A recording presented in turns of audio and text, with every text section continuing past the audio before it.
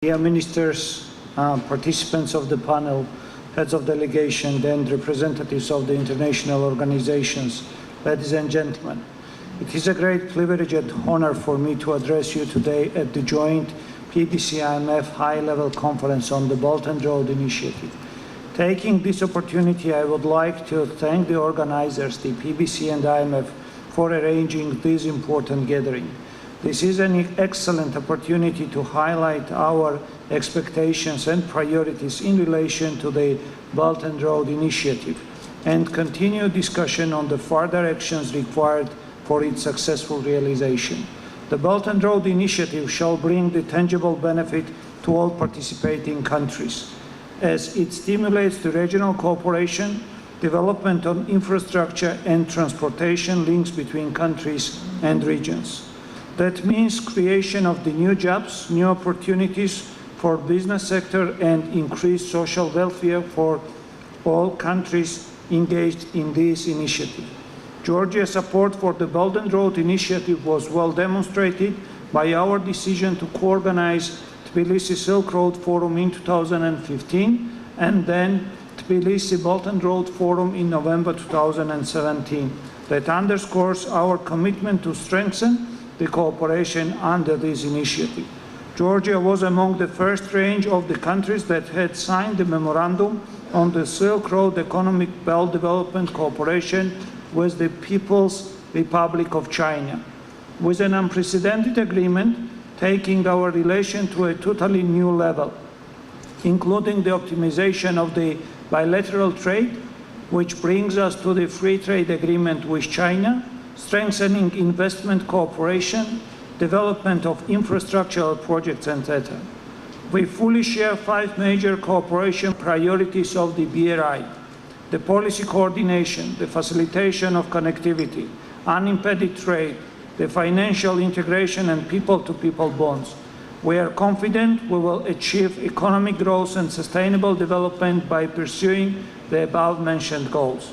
Moreover, upholding the 5 principles of the peaceful coexistence, namely, mutual respect for the sovereignty and territorial integrity, mutual non-aggression, non-interference in each other's internal affairs, equality and mutual benefit and peaceful coexistence can ensure that the BRI brings outcomes for all the countries. Within the BRI, it is very important to mobilize the financial resources to push the key infrastructure projects forward. Obviously, there is a need for the greater investment in the development of the sound transport network that will correspond to international trade dynamics. Georgia has advanced in this direction. Economic program of our government, supported by the Extended Fund Facility Program with the International Monetary Fund, aims to create the fiscal space for investment. Under the program, the fiscal consolidation over the medium term anchored on the limited debt on the current level, while shifting the spending from the current towards the capital investment to address the infrastructure bottleneck. Without engagement of the IFI, this would be hardly achievable. Donor finance and concessional loans are the main source for the infrastructure development, and all IFIs are our partners. However, in the parallel with the supply of the financial resources, involvement of the multilateral financial institutions is important in terms of the technical assistance, knowledge transfer, supervision, as well as the creation of the added value services and products. Along with our efforts to fill missing links and develop reliable transport network, it is of the great importance to enhance soft infrastructure. In this regard, I would like to highlight the importance of the liberalization the transport services by improving the market access for the international companies, as well as the breaking down the institutional and bureaucratic impediments to trade. We certainly need to simplify the customs procedure along the whole corridor, as well as more harmonized legislation. I believe the BRI will encourage the positive development in this direction as well. As of today, the trade between China and the European Union at most over 1 billion per day.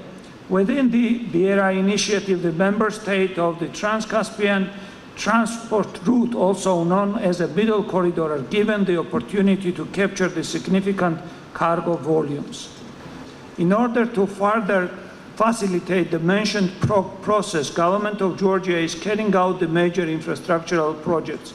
On December 20, 2017, we launched the construction of the first deep-sea port on the Black Sea shore of Georgia, Anaklia, with the capex of 600 million. And I strongly believe that the Anaklia port will be the game changer in the region. Moreover, we modernized the Georgian railway to increase the existing capacity threefold. Georgia, with its regional partners, mobilized resources to make the Baku-Tbilisi-Kars railway line operational in 2018. We strongly believe that the planned and ongoing activities in Georgia will increase awareness and competitiveness and create the additional opportunity for the middle corridor to become the key route in the Belt and Road Initiative. At the same time, country in line with the bolstering of the transit capacity will expand the domestic industrial and service base to deliver inclusive economic growth that creates the opportunity for all segments of the population and distributes the dividends of increased prosperity, both in the monetary and non-monetary terms, fairly across the society. Thank you very much.